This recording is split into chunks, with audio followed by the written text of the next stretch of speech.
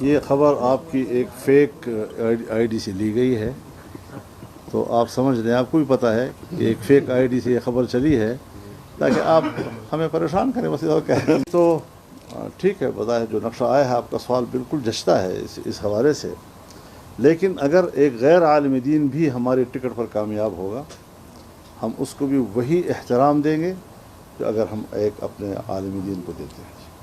جب ہم نے جماعت کو اتنا پھیلایا ہے اور آج وہ لوگ جمعیت میں آئے ہیں اور انہیں یہ نہیں دیکھا کہ میں مولوی صاحب کی پارٹی میں جا رہا ہوں، نواب ہے، سردار ہے، جو بھی ہے اور جمعیت میں آ رہا ہے، تو ہم خوش آمدید کہتے ہیں اور ہم نے ان کو خوش آمدید کہا ہے۔ اور آج اگر انہوں نے اپنے حلقوں میں الیکشن جیتا ہے تو اس تفریق میں ہم جمعیت کو مبتلا نہیں کریں گے کہ یہ علماء ونگ ہے اور یہ سرداران ونگ ہے، یہ نوابان ونگ ہے۔ یہ پاکستان کے عوام کریں، ان کا اپنا نقطہ نظر ہوگا، ہمارا اپنا نقطہ نظر ہوگا، ان کا اپنا تجزیہ ہوگا، ہمارا اپنا تجزیہ ہوگا، لیکن ہم ایک چھت کے نیچے رہنے والے لوگ۔ جس طرح ہندوستان تقسیم ہوا، ہندوستان تقسیم ہونے کے بعد جو لوگ یہاں رہ گئے انہوں نے ہر چند کے تقسیم کے فلسفے سے اختلاف کیا تھا، لیکن پھر ایک ہی چھت کے نیچے انہوں نے اس ملک کو بنانے کے لیے کردار ادا کیا۔ پھر بنگال ہم سے ٹوٹ گیا، پھر اس کے بعد ہم یہاں آدھے رہ گئے، پھر جو اس چھت کے نیچے تھے انہوں نے پھر اس ملک کو مستحکم بنانے کے لیے کام شروع کیا۔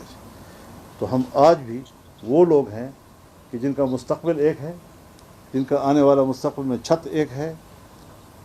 ایک ملک پاکستان میں ایک چھت کے نیچے ہم رہنا چاہتے ہیں، ہم اس چھت کو توڑنا نہیں چاہتے۔ تو ملک ایک ہے، اس پہ اتفاق ہے۔ اگر کچھ شقوں پر ہمارا اختلاف رائے ہو جاتا ہے تو کیا ہمیں زندگی بھر بھی اختلاف ہے؟ وہ بھی زندہ رہنا چاہتے ہیں، ہم بھی زندہ رہنا چاہتے ہیں۔ بیمار ہو گیا تو وہ بھی صحت مند ہونا چاہتا ہے، ہم بھی صحت مند ہونا چاہتے ہیں۔ اس سے کون انکار کر سکتا ہے؟ بھوک لگ جاتی ہے تو وہ بھی کھانا کے محتاج ہے، ہم بھی کھانے کے محتاج ہیں۔ پیاس لگ جائے تو وہ بھی پینے کے محتاج ہے، ہم بھی پینے کے محتاج ہیں۔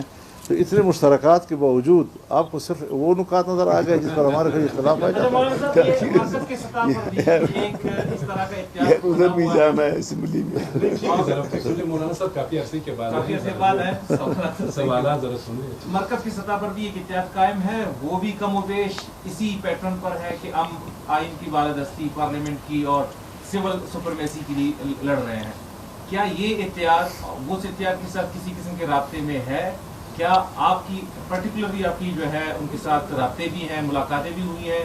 آپ کی جماعت کیا تک ان کے یا کوئی امکان ہی موجود نہیں ہے اس آپ کے وہاں جانے کا؟ میں آپ کو اس کا جواب دیتا ہوں، لیکن اس احساس کے ساتھ نہیں کہ میں خدا نخواستہ ان پر کوئی تنقید کر رہا ہوں، صرف آپ کو سمجھانے کے لیے کہ جس طرح آج ہم اکٹھے ہیں یا اس سے پہلے احمد خان آئے تھے تو ان کے ساتھ ایک مشاورت ہوئی۔ اگر اسی طرح کی مشاورت اس اتحاد کے بننے سے پہلے ہو جاتی تو شاید صورتحال ذرا اس سے کچھ مختلف ہوتی ہے، لیکن انہوں نے ایک اتحاد کر لیا ہے تو ہم اتحاد کو تو مخالفت نہیں کر رہے، ٹھیک ہے کر لیا ہے، لیکن پھر بھی رابطوں کا سلسلہ ان کے ساتھ بھی برقرار ہے، باتیں چلتی رہتی ہیں۔ کبھی وہ تشریف لے آئے، کبھی ہم ملیے، کبھی پارلیمنٹ میں مل لیے۔ تو یہ سیاسی لوگوں کی باہمی جو مشاورت ہے یہ سلسلہ چلنا چاہیے، اور اگر انہوں نے ایک اتحاد بنا لیا ہے تو اس کے احترام کے ساتھ ساتھ سوچ پر تو کوئی پابندی نہیں ہے، سوچ تو سب سیاسی لوگوں کی ہوگی اور چلتی رہے گی، اور انشاءاللہ العزیز اس کے بہتر نتائج آئیں گے۔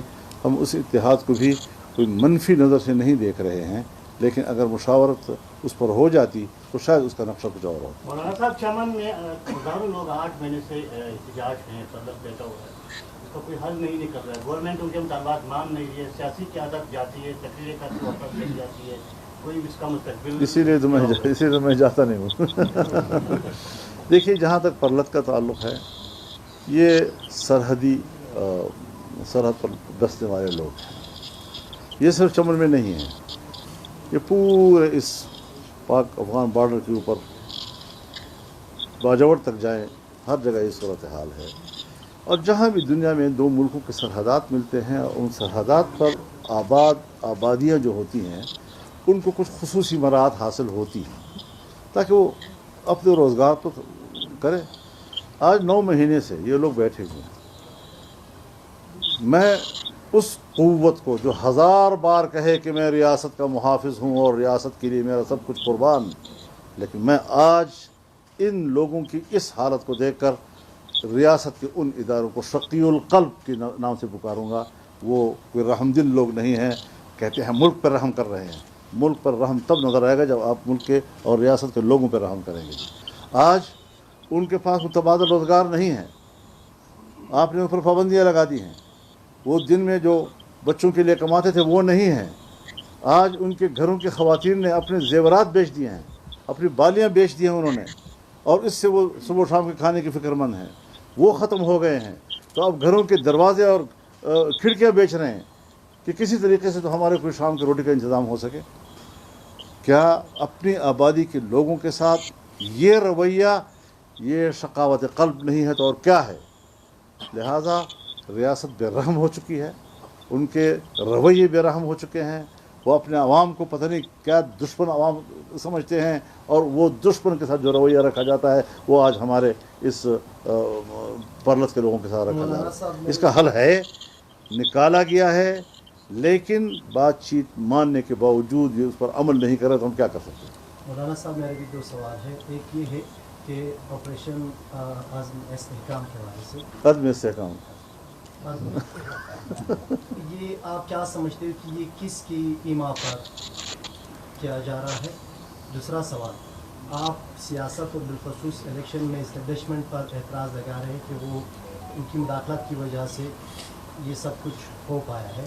تو آپ کے نشست میں بیٹھے ہوئے آپ کے پاس خوشحال خان کی جماعت کا سب سے اہم اعتراض یہ ہے کہ ان کی نشست آپ کی پارٹی کو دی گئی ہے. تو اس حوالے سے آپ کی پارٹی کا کیا ہوگا؟ یہ چھوٹا سوال ہے، اس کو چھوڑو، چلتے رہتی ہیں بات. اچھا میں آپ سے عرض کروں، ایک بات عرض کروں. آپ لوگ سارے نوجوان ہیں، تمام جرنلسٹ، کیوں آپ توڑنے میں زیادہ دلچسپی رکھتے ہیں، جوڑنے میں کم؟ اس میں خبر ہوتی ہے نا جی. نہیں، خبر تو ہم ویسی اس کو دیں گے. ایسا ہے جی، میں آپ سے گزارش چلو آپ اپنا ماہرانہ رائے دے دیں. ہم آپ کے اس فورم کو قومی سطح کی سوچ پہ لے جانا چاہتے ہیں. آپ نے قسم کھا رکھی ہے کہ ہم نے ریت گننا ہے جی. قومی سطح کی نشست جو ہے ان سے لی گئی ہے آپ کی جی، پارٹی سے، یہ آپ کیسے کہہ سکتے ہیں؟ تو ان کا اعتراض ہے آپ کے ساتھ. آپ کا اعتراض ہے، ان کا نہیں ہے. کوئی اعتراض، ان کا کوئی اعتراض سامنے نہیں یہ آیا. آج کہہ دیں ان کو اعتراض نہیں تو آپ بتا دیں. تو آپ کو کیا شوق ہے کہ ایک لوگ اتحاد کے لیے بیٹھے ہوئے یار یہ ہیں کیا اور تمہیں کس نے بھیجا ہے کہ اس کو سفوتاش کرنے کے لیے سوالات کرو؟ ہم بھی 40 سال میں نے سیاست میں گزارے ہیں. جب صحافی منہ سے سوال نکالتا ہے تو مجھے فوراً پتہ چل جاتا ہے کہ سوال کہاں سے آیا ہے. ہاں، میں بھی آپ کا باپ ہوں اس معاملے میں. مولانا صاحب، جس اسٹیبلشمنٹ پہ آپ تنقید کر رہے ہیں، ماضی میں جب یہ لوگ اقتدار میں آئے تو ہماری سیاسی پارٹیوں نے مٹھائیاں بانٹی ہیں، ان کو ہار پہنائے ہیں. اس ٹائم غلط تھے یا آج آپ لوگ غلط ہیں؟ نہیں، یہ آپ ان سے پوچھیں کہ اس وقت انہوں نے سیاستدانوں کو گلے کیوں لگائے اور آج کیوں گلے لگائے. سیاستدانوں نے ان کو گلے لگائے. نہیں، سیاستدان نے کبھی گلے نہیں لگایا. سیاستدانوں کو ایک طبقہ مت سمجھو. وہ ہوتے سیاستدان، کہلاتے سیاستدان ہیں، لیکن ان کی جو سیاسی تاریخ ہوتی ہے، جو سیاسی روش ہوتی ہے، جو سیاسی فکر ہوتا ہے، جو زاویہ نظر ہوتا ہے، وہ ہمیشہ اسٹیبلشمنٹ کے غلامانہ ہوتا ہے.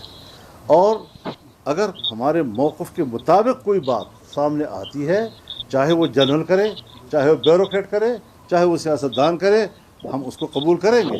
لیکن اگر مخالفت میں بھی ناجائز بات ہو اور پھر بھی ہم قبول کریں تو پھر آپ یہ سوال کر سکتے ہیں. مولانا صاحب نے کہا قومی سطح پہ مجموعی طور پر کیا سمجھتے ہیں کہ اس وقت آپ اور دوسرا اتحاد اپوزیشن اسٹینڈ یہ ہے کہ اسٹیبلشمنٹ ہے، اعتراضات دونوں کے ملے جلے ہیں. آپ خواہش رکھتے ہیں کہ قومی سطح پر اکٹھا ہونا ہوگا؟ بالکل ہماری خواہش ہے کہ ہم بڑے سنجیدہ انداز کے ساتھ ملک میں ایک وحدت کا تصور پیش کریں. ایسے نہیں کہ آج ہم اپنے معروضی ضرورت کے لیے اکٹھے ہوں اور جب وہ مقصد حاصل ہو جائے تو پھر ہم زرداری اور شاباش شریف بن جائیں. ہمیں پھر کھڑے رہنا چاہیے تا وقتے کہ ہم آئین کی بالادستی سب کو منوا نہ لیں. تو یہ اتحاد اگر بنتے ہیں، بننا اچھی بات ہے، لیکن ان کا سفر پورے باہمی اعتماد کے ساتھ ہونا چاہیے، منزل تک پہنچنے کے عزم کے ساتھ ہونا چاہیے. راستے میں تحریک چھوڑ دینا یہ مناسب بات نہیں ہے. تحریک یہ کوئی سمندر میں بڑا پتھر پھینک کے ایک دھماکہ خیز بھونچال کھڑا کرنے کا نام نہیں ہے، بلکہ یہ لہروں کا نام ہے. وہ چلتی ہیں، مد و جزر کا شکار ہوتی ہیں، نشیب و فراز کا شکار ہوتی ہیں اور بالآخر ساحل پہ جا کر دم لیتی. یہ خبر آپ کی ایک فیک آئی ڈی سے لی گئی ہے، تو آپ سمجھ لیں، آپ کو بھی پتہ ہے کہ ایک فیک آئی ڈی سے یہ خبر چلی ہے تاکہ آپ ہمیں پریشان کریں، بس اور کیا ہے. تو ٹھیک ہے، بظاہر جو نقشہ آیا ہے آپ کا سوال بالکل جچتا ہے اس حوالے سے، لیکن اگر ایک غیر عالم دین بھی ہمارے ٹکٹ پر کامیاب ہوگا ہم اس کو بھی وہی احترام دیں گے جو اگر ہم ایک اپنے عالم دین کو دیتے ہیں. جب ہم نے جماعت کو اتنا پھیلایا ہے اور آج وہ لوگ جمعیت میں آئے ہیں اور انہیں یہ نہیں دیکھا کہ میں مولوی صاحب کی پارٹی میں جا رہا ہوں، نواب ہے، سردار ہے، جو بھی ہے اور جمعیت میں آ رہا ہے، تو ہم خوش آمدید کہتے ہیں اور ہم نے ان کو خوش آمدید کہا ہے. اور آج اگر انہوں نے اپنے حلقوں میں الیکشن جیتا ہے تو اس تفریق میں ہم جمعیت کو مبتلا نہیں کریں گے کہ یہ علماء ونگ ہے اور یہ سرداران ونگ ہے، یہ نوابان ونگ ہے. یہ پاکستان کے عوام کی جماعت ہے. جہاں تک ہے قوم پرست جماعتوں کی بات ہے، ہم سیاسی لوگ ہیں، ہم بہت سی ایشوز پہ اختلاف کریں گے. ان کا اپنا نقطہ نظر ہوگا، ہمارا اپنا نقطہ نظر ہوگا، ان کا اپنا تجزیہ ہوگا، ہمارا اپنا تجزیہ ہوگا، لیکن ہم ایک چھت کے نیچے رہنے والے لوگ. جس طرح ہندوستان تقسیم ہوا، ہندوستان تقسیم ہونے کے بعد جو لوگ یہاں رہ گئے انہوں نے ہر چند کے تقسیم کے فلسفے سے اختلاف کیا تھا، لیکن پھر ایک ہی چھت کے نیچے انہوں نے اس ملک کو بنانے کے لیے کردار ادا کیا.